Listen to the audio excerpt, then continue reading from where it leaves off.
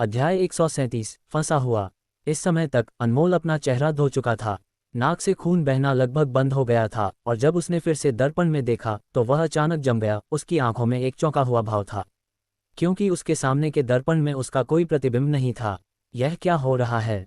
अनमोल ने दर्पण में खुद को देखा, अपने हाथ हिलाए और कुछ कदम बाएं दाएं चला। लेकिन उसने जो भी किया उसका प्रतिबिंब इस विशाल कांच की सतह में नहीं देखा जा सकता था, जैसे कि वह दर्पण में मौजूद ही नहीं था। यह असंभव है। अनमोल हैरान था। उसने नल को देखा, सिंक बेसिन को, यहाँ तक कि वैनिटी काउंटरटॉप को भी। ये सभी चीजें दर्पण में देखी जा सकती थीं, लेकिन वह खुद उसमें प्रकट नहीं हो सका। इस दर्पण में बस एक खाली जगह थी, जैसे कि वह मौजूद ही नहीं था। क्या मुझे रक्तहानि के कारण मतिभ्रम हो रहा है, या क्या मुझे कुछ बुरा मिला है? अनमोल ने अपना सिर रगड़ा, ये सोचते हुए कि शायद हाल ही में काम का दबाव थोड़ा ज्यादा हो गया था। क्या डॉक्टर से मिलने का समय आ गया था? जाने दो, चलो वापस चलते हैं। शायद ये किसी की शरारत है। हालांकि स्थिति अजीब थी, उसने इसे ज्यादा गंभीरता से नहीं लिया। वह मुड़ा और जाने लगा। यहाँ के बाथरूम में एक मुख्य दरवाज़ा नहीं था, और जैसे ही वह बाहर निकलने के लिए कोने में मुड़ा, वह अचानक जम गया। जिस परिचित रास्ते से वह आया था उसकी जगह वहां घोर अंधेरा था। अंधेरा रात जैसा नहीं, बल्कि गाढ़ी स्याही की दीवारों जैसा, जो अजीब तरह से उसके सामने खड़ी थी, उसके बाहर निकलने का रास्ता रोक रही थी। अगर वह आगे बढ़ता तो उसे ऐसा लगा जैसे वह एक ऐसे रसातल में गिर जाएगा जहां से कोई वापसी नहीं थी। दुनिया में क्या हो रहा है? उस पल अनमोल पूरी तरह से घबरा गया। खुद को दर्पण में न देख पाना एक बात थी, लेकिन अब तो बाहर भी ऐसा बदल गया था। क्या सच में भूत का साया हो सकता है? अनमोल एक कट्टर भौतिकवादी था।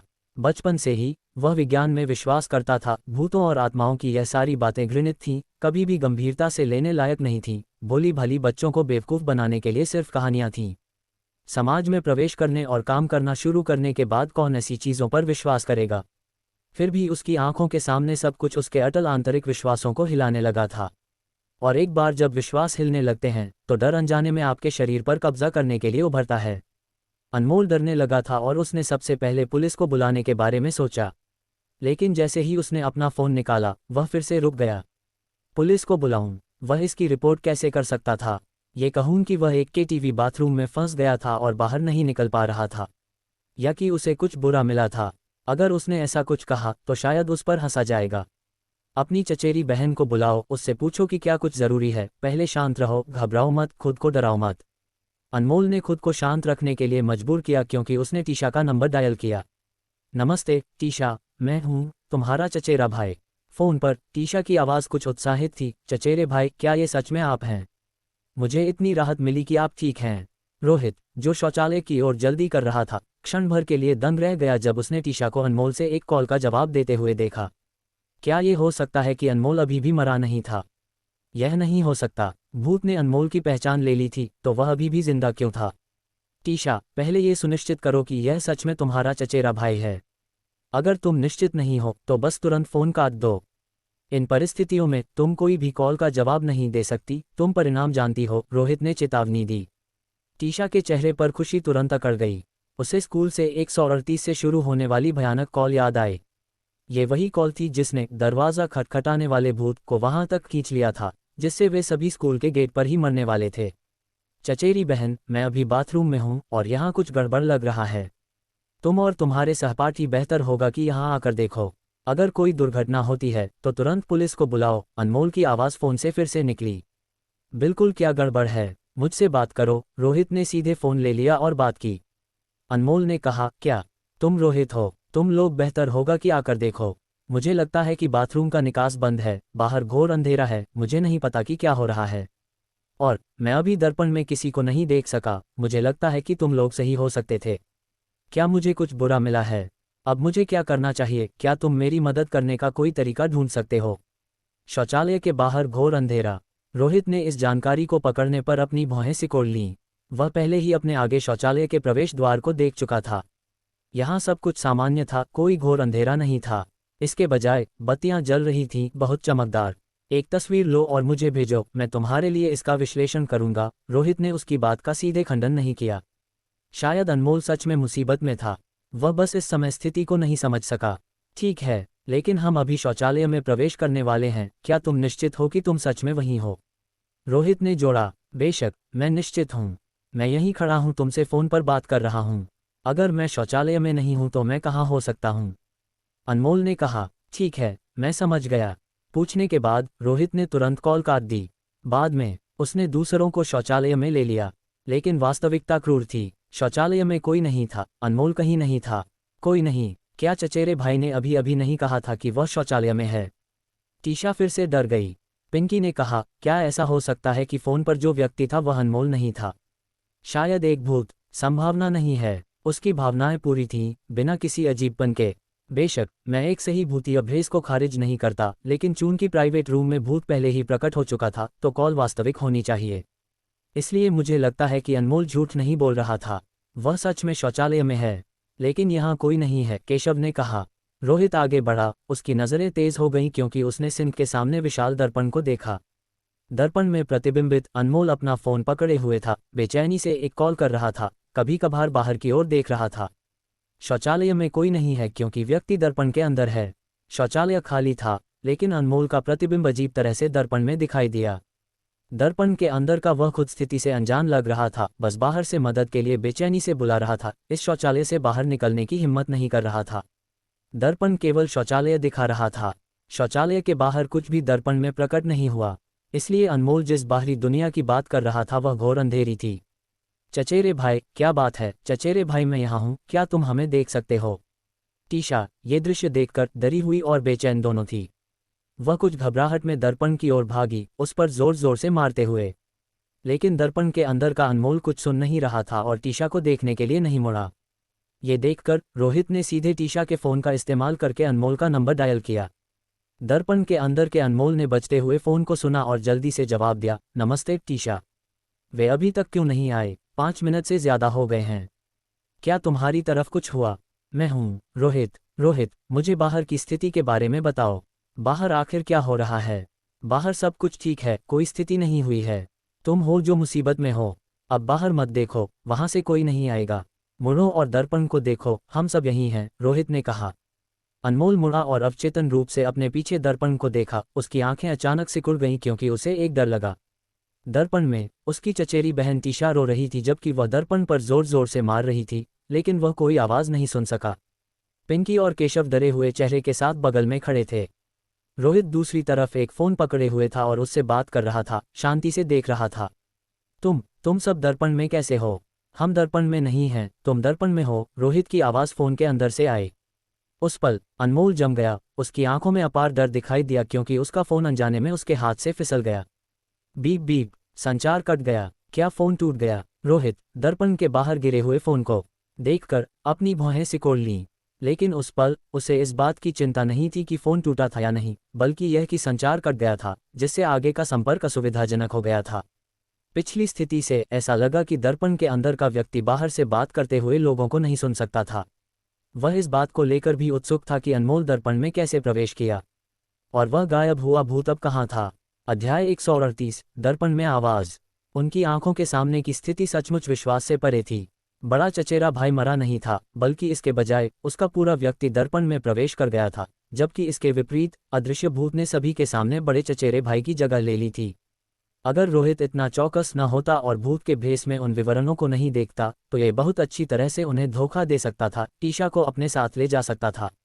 एक बार जब वे निकल जाते तो रोहित कल्पना भी नहीं कर सकता था कि किस तरह की प्रतिक्रिया शुरू हो सकती थी। लेकिन इस घटना से रोहित ने अनुमान लगाया कि भूत का आतंक स्तर बहुत ज्यादा नहीं था। यह उन प्रतिशोधी आत्माओं में से एक नहीं था जो संघर्ष के पहले संकेत पर अंधाधुंध मार देती थीं। वरना अब तक बड़ा चचेरा भाई शायद मर चुका होता। रोहित, अब हम क्या करें? पिंकी घबराने लगा। पहले जब यह अनिश्चित था कि उनके आसपास कोई अलौकिक घटना हो रही थी या नहीं, तो यह इतना खतरनाक नहीं था, लेकिन अब जब ये पुष्टि हो गई थी कि सच में एक भूत उनका पीछा कर रहा था, तो वे अब शांत नहीं रह सकते थे। रोहित ने अपने सामने कांच के दर्पण को देखा और धीरे धीरे कहा, सबसे पहले घबराओ मत। चूंकि भूत रेस्तरां में मौजूद था और कई घंटों के दौरान किसी को नहीं मारा है, ये दर्शाता है कि इस भूत के कुछ प्रतिबंध या अद्वितीय विशेषताएं हैं, इसलिए अभी के लिए हम सुरक्षित हैं। अभी मैं बस ये जानना चाहता हूं कि इस भूत ने एक व्यक्ति को दर्पण में कैसे घुसाया। तुम्हें क्या लगता है, क्या भूत खुद ये दर्पण हो सकता है? कविता ने अपनी आवाज़ में ठंडक के साथ बात की। रोहित ने तुरंत कहा, ऐसा नहीं हो सकता, दर्पण ठीक है। ये सिर्फ एक साधारण दर्पण है। समस्या भूत के साथ है, लेकिन अभी अभी जब उसने खुद को दिखाया तो वह फिर से गायब हो गया। मैंने उस भूत की कुछ विशेषताओं का पता नहीं लगाया है। इसे समझने के लिए हमें अनमोल से पूछना होगा। जो हुआ उसे देखते हुए उसे पहले जब वह बाथरूम का इस्तेमाल कर रहा था तो अनदेखे भूत का सामना ज़रूर करना पड़ा होगा। इसलिए कुछ बातें उससे स्पष्ट करनी होंगी। केवल उस भूत को समझकर ही हम इस स्थिति को हल कर सकते हैं, क्योंकि भूतों को मारा नहीं जा सकता। इसलिए एक भूत को देखकर पहला विचार सिर से सिर की लड़ाई में शामिल होना नहीं है, बल्कि अपनी खुद की सुरक्षा सुनिश्चित करते हुए उस बुरी आत्मा के साथ सीधे संपर्क से बचना है। भूत मर नहीं सकते, लेकिन लोग मर सकते हैं। यहाँ तक कि रोहित जैसा कोई व्यक्ति जो 2 भूतों को नियंत्रित करता था, एक भूत का सामना करते समय लापरवाह नहीं हो सकता था। हालांकि उसका फ़ोन टूट गया है, संचार कट गया है और बात करना बहुत असुविधाजनक है। अब हम केवल लिखकर ही संवाद कर सकते हैं। क्या किसी के पास पेन और कागज़ है? अगर नहीं, तो हमें पास से कुछ खरीदना होगा, रोहित ने पूछा। नहीं, मैं पढ़ाई नहीं करता, मैं वह सामान क्यों रखूंगा? केशव ने कहा। कविता ने भी सिर हिलाया। तो कौन जाकर कुछ खरीदेगा? या हम नीचे बार से उधार ले सकते हैं, रोहित ने कहा। भाई तुई, हम अभी एक डरावनी फिल्म के बीच में हैं। अगर हम अलग होते हैं तो ये बुरी तरह खत्म हो सकता है। एक साथ रहना बेहतर है, ये सही कदम है, केशव ने उन्माद में सिर हिलाते हुए कहा। रोहित ने चारों ओर देखा। तो मैं जाऊंगा, तुम लोग यहाँ इंतजार करो। नहीं नहीं, अगर तुम चले गए तो क्या हम अभी भी अकेले नहीं रह जाएंगे?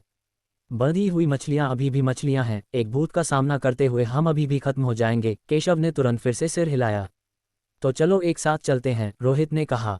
इस क्षण कविता ने सुझाव दिया, हमें जाने की जरूरत नहीं है, हम बस पानी से दर्पण पर लिख सकते हैं। वह इसे समझने में सक्षम होना चाहिए। यह एक बहुत बढ़िया विचार है, पिंकी ने तुरंत सहमति में सिर हिलाया। किसी ने भी जाने की हिम्मत नहीं की। वे एक साथ जमा हो गए, और खासकर जब वे रोहित के बगल में थे तो वे थोड़ा सुरक्षित महसूस कर सकते थे। केशव, तुम लिखने जाओ, मैं लिखवाऊंगा, रोहित ने कहा। मैं ही क्यों? भाई तुई, मैं नहीं कर सकता, मेरी उंगलियों को देखो। मैंने कल गेमिंग करते समय माउस को बहुत ज़्यादा क्लिक किया और वे तब से अकड़ रही हैं, अब वे सुन्न हैं, बिल्कुल हिल नहीं सकती। उफ, बहुत दर्द हो रहा है। देखो, मेरी उंगली फिर से अकड़ रही है, मैं नहीं कर सकता, मुझे अस्पताल जाना होगा, मैं इतनी कम उम्र में विकलांग नहीं हो सकता, केशव ने अपना हाथ पकड़े हुए कहा जैसे कि वह बहुत दर्द में हो। पिंकी, रोहित उसकी ओर मुड़ा। अचानक पिंकी ने अपनी छाती पकड़ी और कहा, भाई तुई, मेरी छाती इतनी तंग महसूस हो रही है। अचानक मैं सांस नहीं ले पा रहा हूँ, ये खत्म हो गया है, मैं बेहोश होने वाला हूँ, मुझे ऐसा लग रहा है जैसे मेरी ऑक्सीजन खत्म हो रही है। ये बहुत असहज है, क्या ये शराब का जहर है? जरूर होगा, वह बियर पहले संदिग्ध थी। जैसे ही उसने बात की, वह दीवार के सहारे भी झुक गया। धत, बस मर जाओ, बाद में जब तुम एक भूत से मिलो तो मदद के लिए मेरे पास मत आना, बस ऐसा ढोंग करो कि मैं तुम्हें नहीं जानता, रोहित ने कहा। जैसे ही उसने बात की, केशव अचानक हंसा और कहा, रोहित, मुझे अभी याद आया, हालांकि मेरा दाहिना हाथ अकड़ गया है, मेरा बायां हाथ ठीक है। मैं अपने बाएं हाथ से लिख सकता हूँ, कोई समस्या नहीं है। देखो, बायां हाथ कितना लचीला है, लिखना कोई मुद्दा नहीं है। अगर भाई तू ही उनका बचाव नहीं कर रहा है तो साथ खेलने का क्या फ़ायदा? अचानक एहसास हुआ कि मेरा चक्कर भी थोड़ा बेहतर हो रहा है, लगता है कि मेरा शराब का जहर इतना गंभीर नहीं था, मुझे टिकना चाहिए। पिंकी फिर संघर्ष करके अपने पैरों पर वापस खड़ा हुआ, पूरी तरह से कमज़ोर दिख रहा था। चूंकि तुम्हारा हाथ नहीं अकड़ रहा है, तुम लिखो, रोहित ने केशव से कहा। बड़े भाई, मैं ही क्यों? क्योंकि मुझे संदेह है कि भूत तुम्हारा पीछा करते हुए यहाँ आया। रोहित ने गंभीरता से कहा, क्या तुमने नहीं कहा था कि तुमने पूरी रात दर्पण में एक प्रतिबिंब के साथ रॉक पेपर सिजर्स खेला और जीता? अब जब अनमोल दर्पण के अंदर मुसीबत में पड़ गया है तो ये बहुत ज़्यादा संयोग है। इसलिए तुम मुख्य संदिग्ध हो। अगर तुम नहीं जाते तो कौन जाएगा?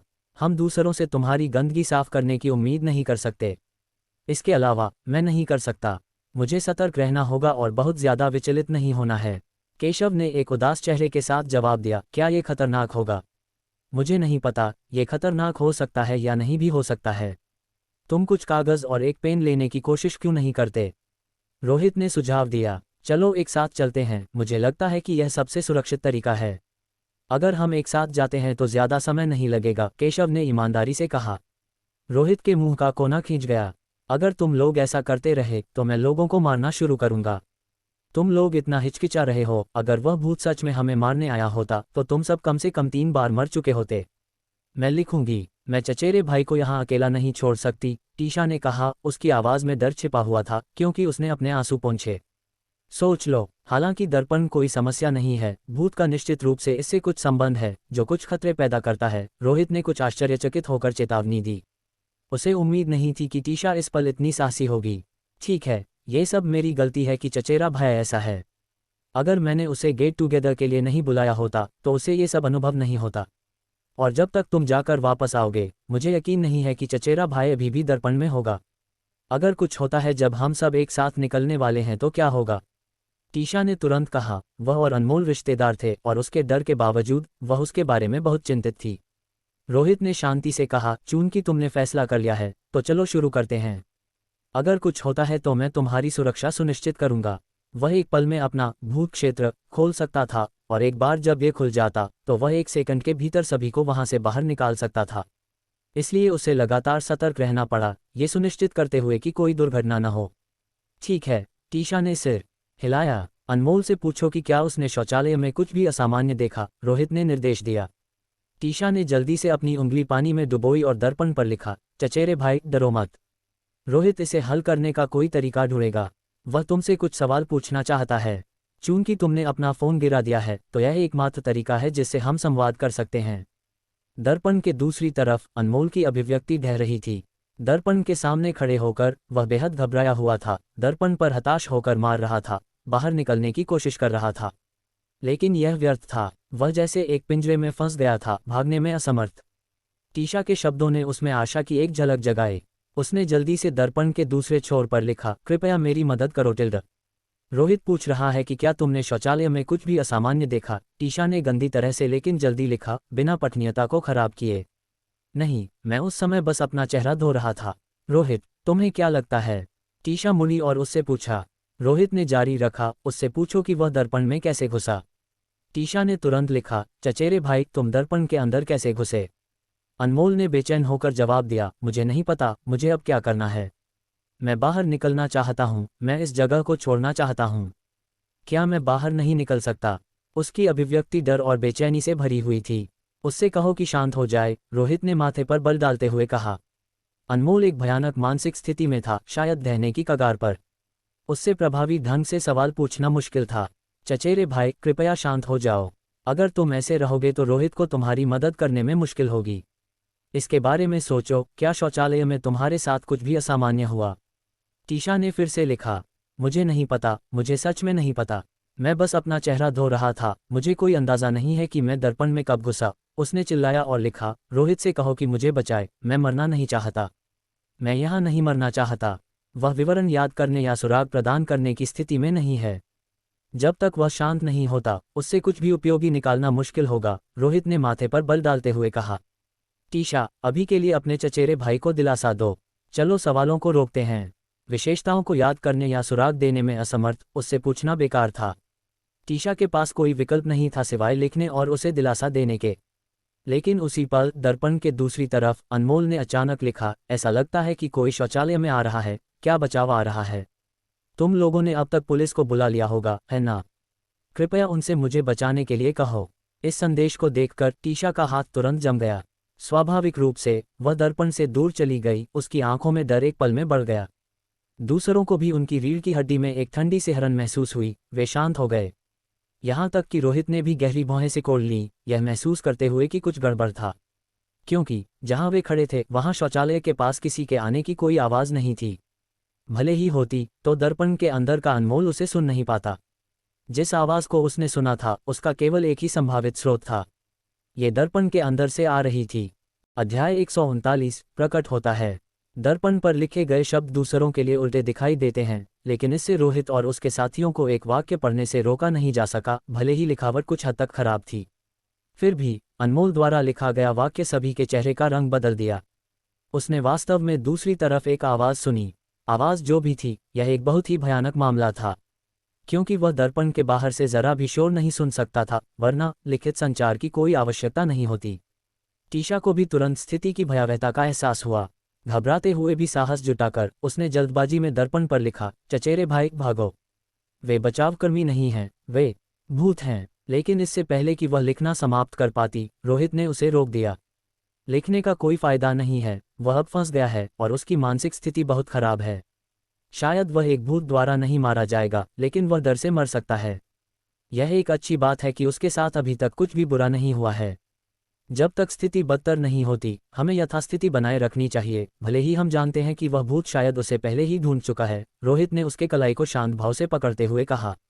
बुरी आत्माओं का सामना कर रहे आम लोगों के लिए सबसे बड़ा दुश्मन भूत नहीं, बल्कि डर खुद है। सभी भूत न सुलझने वाली इकाइयां नहीं हैं। भले ही यह न सुलझने वाला लगे, एक बार जब सच्चाई पता चल जाती है तो आम लोग भी जीवित रह सकते हैं, हालांकि बहुत कठिनाई से, लेकिन ये पूरी तरह से निराशाजनक नहीं है। उससे पहले डर और घबराहट ही तुम्हें मौत के रसातल में धकेल देगी। तो अब हम क्या करें?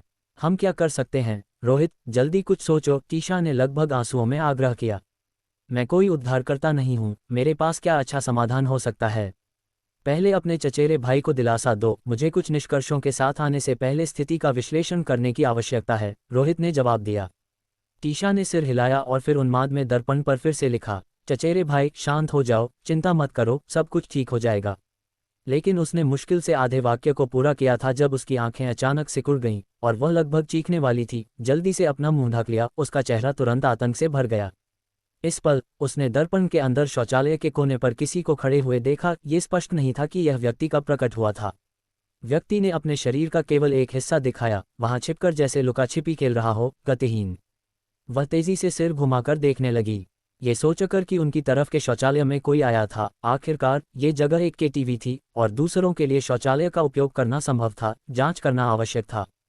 कोई नहीं। टीशा अपने पीछे खालीपन को देखकर अपने डर की वास्तविकता को महसूस करने लगी। यहाँ शौचालय के दरवाजे पर कोई खड़ा नहीं था। बिना किसी संदेह के वह व्यक्ति दर्पण के अंदर शौचालय के कोने पर खड़ा था। स्पष्ट रूप से उसने उस व्यक्ति द्वारा प्रकट किए गए पीले हाथ को देखा। कोई रक्त का रंग नहीं, एक शव की तरह कठोर। चचेरे भाई, तुम्हारे पीछे कोई खड़ा है, टीशा ने डर के मारे आंसू बहाते हुए चेतावनी दी। लेकिन दर्पण के पीछे अनमोल ने उसे बिल्कुल भी नहीं सुना। वह इस तरफ से कोई आवाज़ नहीं सुन सका, लेकिन उसने लिखा, मेरी चचेरी बहन क्या कह रही है? मैंने जो आवाज़ सुनी थी वह गायब हो गई लगती है। क्या वह व्यक्ति फिर से चला गया? मुझे बताओ, मुझे यहाँ से बाहर निकालने में कौन मदद कर सकता है? मैं फंसा नहीं रहना चाहता, कोई मुझे बचाओ। टीशा के हाथ कांप रहे थे। वह कुछ लिखना चाहती थी लेकिन उसे नहीं पता था कि क्या लिखना है। वह व्यक्ति बिल्कुल भी नहीं गया था, क्योंकि वे तुम्हारे शौचालय के प्रवेश द्वार के ठीक पास खड़े थे। ये दृश्य केवल टीशा द्वारा ही नहीं, बल्कि दूसरों द्वारा भी देखा गया था। शौचालय के कोने पर खड़ा व्यक्ति प्रवेश करता हुआ दिखाई देता है लेकिन अंदर नहीं आता, अपने शरीर का सिर्फ एक हिस्सा प्रकट करता है। अजीब तरह से और कठोरता से वहां गतिहीन खड़ा है, केवल दर्पण के अंदर मौजूद है, हकीकत में नहीं। रोहित, क्या वह व्यक्ति एक भूत है? पिंकी की आवाज़ कांप रही थी। इसे गिनकर ये दूसरी बार एक भूत को देखना चाहिए। एक असली भूत? जवाब पहले ही बहुत स्पष्ट है, रोहित ने गंभीरता से कहा। अगर हम गलत नहीं हैं तो यह चीज़ हमारा पीछा कर रही है। कोई आश्चर्य नहीं कि हम इसे पहले नहीं देख सके। पता चला कि यह भूत केवल दर्पण के अंदर मौजूद है और हकीकत में बिल्कुल भी मौजूद नहीं है। नहीं नहीं, ये सही नहीं है। अगर ऐसा होता तो वह वेटर इस भूत को नहीं देख पाता जब तक कि भूत का असली शरीर दर्पण में न हो, और जो हकीकत में प्रकट होता है वह सिर्फ एक अदृश्य छाया है। अगर असली शरीर दर्पण के अंदर है तो अदृश्य छाया बाहर है। यह ऐसा है जैसे उन्हें बदल दिया गया हो। हकीकत दर्पण है और दर्पण के अंदर की दुनिया वह असली दुनिया है जहां भूत रहते हैं। लेकिन भूत दर्पण की दुनिया से बाहर निकलकर उस हकीकत में प्रवेश करना चाहता था जहां इंसान रहते हैं। साफ है, ये भूत इसे आसानी से पूरा नहीं कर सका, अन्यथा ये बहुत पहले दर्पण से बाहर निकल गया होता। इसके लिए एक शर्त की आवश्यकता होती है। शायद यही वजह थी कि अनमोल पर हमला हुआ। अब वह दर्पण में है, जबकि भूत बस सभी के सामने प्रकट हुआ, जैसे कि उन्होंने जगह बदल ली हो। किसी भी दर्पण से दूर रहो, उन्हें मत छुओ और उनमें बहुत देर तक मत देखो। मुझे यकीन है कि यह भूत केवल इस दर्पण में प्रकट नहीं होगा। ये किसी भी दर्पण में दिखाई दे सकता है, चाहे वह रेस्तरां में हो, केटीवी में हो या यहाँ तक कि घर पर भी, रोहित ने गंभीरता से कहा, फिर केशव पर नजर डाली। तुम पहले व्यक्ति रहे होंगे जिसने इसे देखा। केशव डर से कांप गया। उसे अपने घर पर अपने प्रतिबिंब के साथ खेला गया रॉक पेपर सिजर्स का खेल याद आया। जब वह उब गया था तो यह सिर्फ एक डरावना छोटा खेल था। उसने कभी कल्पना नहीं की थी कि यह जीवित हो जाएगा। उस रात दर्पण में उसके साथ रॉक पेपर सिजर्स खेलने वाला उसका अपना प्रतिबिंब नहीं, बल्कि एक भूत था। लेकिन भूत बाथरूम के दरवाजे पर क्यों रुका? उसने खुद को दिखाना क्यों नहीं जारी रखा? क्या उसने खुद को पहले प्रकट नहीं किया था? अगर भूत उसके द्वारा पहचाने जाने के बाद प्रकट होने से इनकार कर देता तो वह दर्पण में फिर से क्यों दिखाई देता? टीशा को देखते हुए रोहित ने जारी रखा, तुम्हें डरने की जरूरत नहीं है। अगर तुम लोगों को बचाना चाहती हो तो दर्पण पर लिखना जारी रखो और अपने चचेरे भाई के साथ संवाद करो। भूत को बाहर निकालो, उससे एक सफलता ढूंढने की कोशिश करो। शायद उस तरीके से एक हल्की संभावना है। हालांकि मैं सफलता की गारंटी नहीं दे सकता। विफलता की संभावनाएं ज्यादा हैं, खासकर चूंकि तुम्हारे चचेरे भाई पर एक दुर्भावनापूर्ण भूत द्वारा हमला किया गया है और उसकी वर्तमान स्थिति को देखते हुए कहना मुश्किल है। और जहां तक तुम्हारी बात है, रोहित ने मुड़कर कविता, केशव और पिंकी को देखा, अगर तुम लोग यहाँ नहीं रहना चाहते तो जल्दी से चले जाओ जब तक भूत अभी भी मेरी नज़र में है। अगर यह फिर से गायब हो जाता है तो मैं निश्चित नहीं हो सकता कि यह तुम में से किसी पर हमला नहीं करेगा, और चूंकि तुम आम लोग मदद नहीं कर सकते तो जाना सही विकल्प है। रोहित, तुम जो कह रहे हो वह सही है। अगर मैं यहाँ रहता हूँ तो मैं बस रास्ते में आऊँगा, इसलिए मैं जा रहा हूँ। ध्यान रखना टीशा, मैं सच में कोई मदद नहीं कर सकता। अगर कुछ नहीं तो हम बाद में फ़ोन से एक दूसरे से संपर्क करेंगे। पिंकी ने माफ़ी मांगी और तुरंत जाने के लिए मुड़ा। धत, कितना रीढ़हीन कमीना, इस बेवकूफ़ पर सच में भरोसा नहीं किया जा सकता। चिंता मत करो रोहित, मैं नहीं जाऊँगा। मैं तुम्हारा समर्थन करने के लिए तुम्हारे साथ यहाँ रहूँगा। हम उस पिंकी को इतनी आसानी से नहीं छोड़ सकते। मैं उसका पीछा करूँगा और उसे तुमसे माफ़ी मांगने के लिए कहूँगा। मुझ पर भरोसा करो, अगर मैं उसे नहीं पकड़ सका तो मुझे तुम्हें फिर से देखने का चेहरा नहीं होगा। क्रोधित होकर केशव बाहर भागा। पिंकी, तुम भागना मत, मुझ पर इंतजार करने की हिम्मत रखो। उद्धरण चिन्ह ... उद्धरण चिन्ह। रोहित ने फिर कविता को देखा। यहाँ से जाओ और जब तुम बाहर जाओ तो अपने पिता को तुम्हें लेने के लिए बुलाओ। ठीक है। कविता ने शांति से सिर हिलाया और चली गई। शायद ऐसी स्थिति में वह अब ज्यादा डर महसूस नहीं कर सकती थी। दूसरों को जाते हुए देखकर रोहित ने जोड़ा, टीशा, हालांकि मैं ऐसे मामलों में शामिल नहीं होना चाहता, लेकिन इस भूत द्वारा पुनर्मिलन बाधित हो गया है। कुछ भी न करना कुछ हद तक अनुचित होगा। चूंकि हम एक बार खुशी से इकट्ठा हुए थे तो ठीक से विदा होना ही सही है। मैं तुम्हें आखिरी बार मदद करने की पूरी कोशिश करूंगा, लेकिन अगर यह मेरी क्षमताओं से परे है तो मुझे माफ़ करना। धन्यवाद। धन्यवाद, टीशा ने कृतज्ञता से कहा। मुझे धन्यवाद मत दो, मैं किसी अन्य सहपाठी के लिए यह नहीं करता। तुम हमारी 6 साल की दोस्ती को धन्यवाद दे सकती हो। मैं भविष्य में जो रास्ता अपनाऊंगा वह तुम्हारे से अलग होगा और हमें शायद फिर से मिलने का मौका नहीं मिलेगा, इसलिए इसे एक व्यक्तिगत विदाई मानो। शायद एक पल में तुम सुनोगी कि तुम्हारा चचेरा भाई और तुम सुरक्षित और ठीक हो, लेकिन ये डर और एक शब्द भी हो सकता है। ये सब हमें इसे भाग्य पर छोड़ना होगा। टीशा ने अपने होंठ काटे और सिर हिलाया। तो अपने चचेरे भाई के साथ दर्पण के माध्यम से संवाद करना जारी रखो। ये तरीका भूत को बाहर निकालने में सक्षम होना चाहिए, रोहित ने कहा। टीशा ने जैसा उसने कहा वैसा किया, लिखना जारी रखते हुए, चचेरे भाई, रोहित ने तुम्हें बचाने का एक तरीका पहले ही सोच लिया है। डरो मत और जल्दबाजी में काम मत करो, वरना ये भयानक हो सकता है। बाकी सब क्यों भाग गए? वे क्यों भागे? क्या उन्हें कुछ गलत लगा? मुझे बताओ, अनमोल घबराते हुए लिख रहा था, उसका चेहरा तेजी से हताश हो रहा था। ठीक है, सब कुछ ठीक हो जाएगा। बातचीत के दौरान रोहित की आंखें सिकुड़ गईं। उसका अनुमान सही था, उनके संचार ने वास्तव में भूत को बाहर निकाल दिया था। बाथरूम के दरवाजे पर खड़ा भूत अचानक हिला। वह बाहर चला गया। हालांकि ये व्यक्ति एक पुरुष निकला, जैसा कि वेटर ने वर्णन किया था, और वह केशव से आश्चर्यजनक रूप से मिलता जुलता था। नहीं, बिल्कुल केशव नहीं, बल्कि इतना मिलता जुलता था कि वह उसके जैसा लग सकता था, 7 या 8 बिंदुओं की समानता के साथ। उसके कपड़े अलग थे, एक वर्दी पहने हुए था। अध्याय 140, सफल बचाव। क्या यह उस भूत का असली चेहरा है, या क्या ये भूत के कई दिखावों में से एक है? पहले ये साफ तौर पर अनमोल जैसा दिखता था। यह एक ऐसा भूत है जो अपनी दिखावट को स्वतंत्र रूप से बदल सकता है, लेकिन ये चाहे कितना भी बदले, मेरे सामने दर्पण में व्यक्ति निर्विवाद रूप से एक भूत है। सच में, शुरुआत से भूत केशव का पीछा कर रहा था, लेकिन वह मूर्खतापूर्ण रूप से पूरी रात दर्पण के सामने खेलने के बाद कैसे बच गया? क्या यह इसलिए हो सकता है क्योंकि उसने अपने ही चेहरे पर जोर से थप्पड़ मारा था? रोहित ने खुद से सोचा। हालांकि जैसे ही दर्पण में व्यक्ति धीरे धीरे पास आया, उसे अचानक एहसास हुआ कि दर्पण में व्यक्ति बदलने लगा। भूत की दिखावट धीरे धीरे टीशा में बदल गई, उसके कपड़े और पहनावा भी उसी अनुसार बदल गए। यह अभी तक दर्पण के सामने तक नहीं पहुंचा था। दर्पण में जो भूत केशव जैसा दिख रहा था वह पहले ही पूरी तरह से टीशा में बदल गया था, छोटा और कुछ हद तक प्यारा। उसकी पिछली दिखावट का कोई निशान नहीं था। एक सामान्य व्यक्ति से एकमात्र अंतर शायद उसका रंग होगा। वह रक्तहीन पीला रंग और वे आंखें जिनमें कोई मानवीय भावना नहीं थी, बिल्कुल एक सामान्य व्यक्ति की तरह नहीं बल्कि एक बेजान कठपुतली की तरह दिखती थीं। रोहित टिल्डा टीशा बोलने के लिए बहुत सदमे में थी, डर से भरी नज़र से उसे देखने के लिए वापस मुड़ी। दर्पण में भूत उसके अपने ही रूप में बदल गया था और धीरे धीरे दर्पण में उसकी छाया के साथ विलय हो रहा था। तुम जो कर रही हो वह करती रहो, बाकी मेरे ऊपर छोड़ दो, रोहित ने गंभीरता से कहा। ठीक है, ठीक है, वह हकलाते हुए बोली, कांपते हुए जैसे उसने कांच पर लिखना जारी रखा। उसने लगभग अपनी आंखें खोलने और दर्पण में खुद को देखने की हिम्मत नहीं की। चचेरे भाई, हिलो मत, सब कुछ बेहतर हो जाएगा। हमें रोहित पर विश्वास करना होगा, वह कोई तरीका ढूंढ लेगा, टीशा ने अभी भी अनमोल को दिलासा दिया। अगर दर्पण के बाहर खतरा था तो वह किसी भी समय भाग सकती थी, लेकिन अनमोल नहीं कर सकता था। वह दर्पण में फंस गया था और भूत उसके बगल में था और करीब आ रहा था। अब 2 मीटर से भी कम दूरी पर। अनमोल कांप रहा था, उसकी घबराहट को उसके बगल में गलती का एहसास कराना चाहिए था। अचानक पीछे से कदमों की आवाज़ सुनाई दी। बाथरूम के दरवाजे से शुरू होकर करीब आ रही है, इस जगह की ओर आ रही है। शांत बाथरूम में स्पष्ट पदचिह्न गूंज रहा था, जिससे उसके बाल खड़े हो गए और उस पल उसका खून जम गया। अपार डर उसके दिल में भर गया और लगभग उसके विवेक को डुबो दिया। ठंडा पसीना लगातार उसके चेहरे से बह रहा था। जिज्ञासा और वृत्ति ने उसे अवचेतन रूप से पीछे मुड़कर देखने के लिए प्रेरित किया। चचेरे भाई, पीछे मत मुड़ो, मत देखो, अपनी आंखें बंद कर लो, टीशा ने जल्दी से लिखा, घबराकर। वह नहीं चाहती थी कि अनमोल इस दृश्य को देखे, ये जानकर कि असली भूत उसके बगल में था, यहाँ तक कि मानसिक रूप से सबसे मजबूत व्यक्ति भी टूट सकता था। हालांकि दर्पण के सामने की लिखावट अनमोल की जिज्ञासा को रोक नहीं सकी।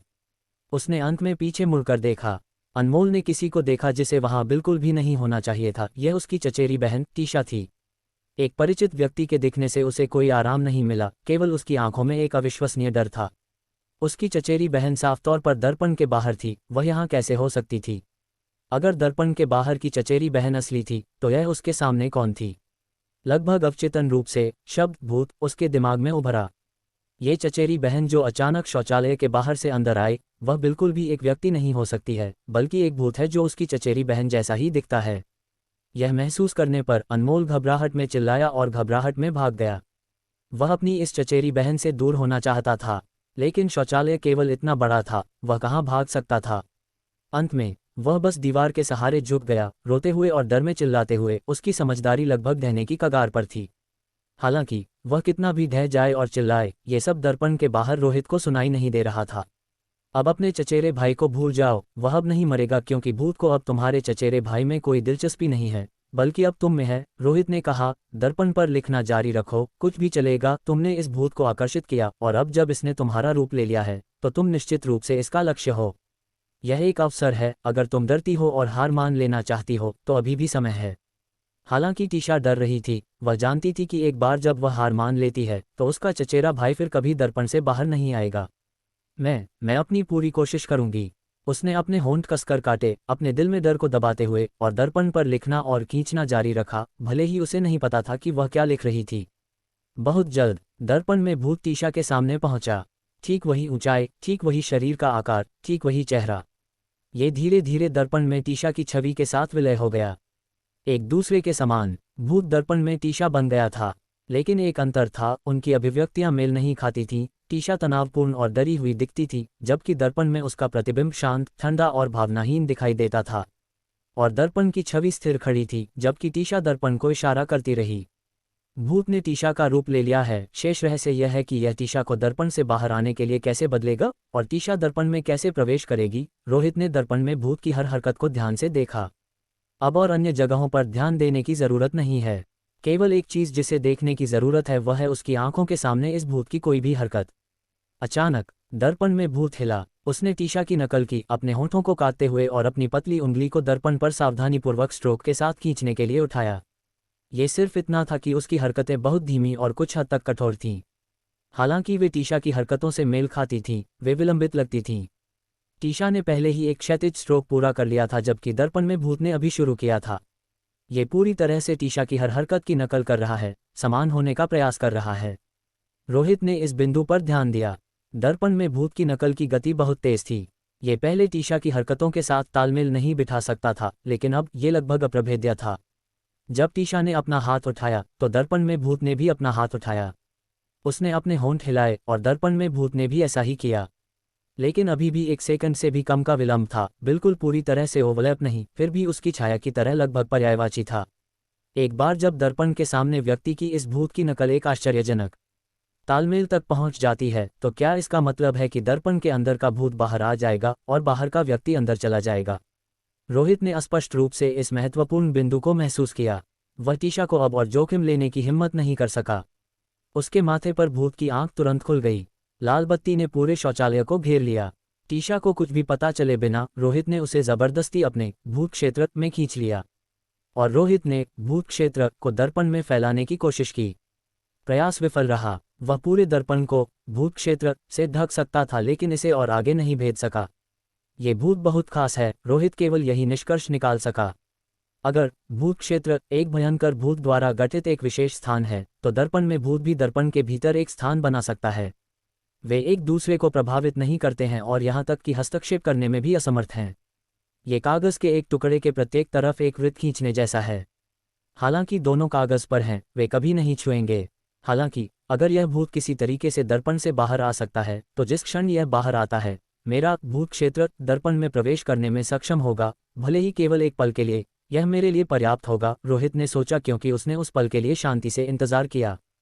केवल पलक झपकने की जरूरत थी, उसका भूत क्षेत्र अनमोल को अंदर से बाहर खींचने में सक्षम होगा।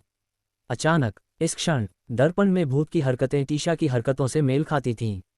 जैसे कि भूत पूरी तरह से गायब हो गया हो, केवल दर्पण में एक छवि छोड़कर, अब उससे अलग नहीं। और उस पल में रोहित ने अपने भूत क्षेत्र के भीतर एक अजीब खींचने वाली शक्ति महसूस की। दर्पण के सामने कहीं एक विकृति दिखाई दी। लाल बत्ती दर्पण में खींची जाती हुई लग रही थी, भूत क्षेत्र में टीशा के साथ, जैसे कि वे एक साथ दर्पण में प्रवेश करने वाले थे और दर्पण में भूत टीशा की जगह लेने के लिए बाहर आ रहा था। एक बार जब स्थितियां सफलतापूर्वक बदल जाती, तो पिछली स्थिति फिर से दोहराई जाती। टीशा अपने चचेरे भाई की तरह दर्पण में प्रवेश करती और भूत असली दुनिया में उसकी जगह ले लेता। अब समय है। रोहित की आंखें तेज हो गईं और भूत क्षेत्र में टीशा तुरंत अपनी जगह से गायब हो गई, फिर उसके पीछे प्रकट हुई, अस्थायी रूप से उसके द्वारा सुरक्षित भूत को सफल होने से रोकते हुए। वह चीज जिसने टीशा की जगह ली, वह सिर्फ एक शौचालय का दरवाजा था। अगले पल दर्पण के सामने खड़ा शौचालय का दरवाजा तुरंत गायब हो गया। एक पल में दर्पण में प्रवेश कर गया, लेकिन दर्पण के अंदर अनमोल भी गायब हो गया। हालांकि ये रोहित के सामने प्रकट नहीं हुआ, यह अजीब तरह से गायब हो गया। चूंकि टीशा दर्पण में गायब नहीं हुई, भूत उसकी जगह लेने में विफल रहा और उसके पास एक पहचान नहीं थी, इसलिए यह अदृश्य लेकिन मौजूद रहा। अब रोहित का भूत क्षेत्र दर्पण में फैल गया, उस विरोधी स्थिति का पालन करते हुए। उसका अनुमान सही था। जिस क्षण भूत उभरा, दर्पण के स्थान में प्रवेश खुल गया। अनमोल डर से लगभग मानसिक रूप से टूट गया था, अब लाल बत्ती में घिरा हुआ था। ये सिर्फ एक पल था।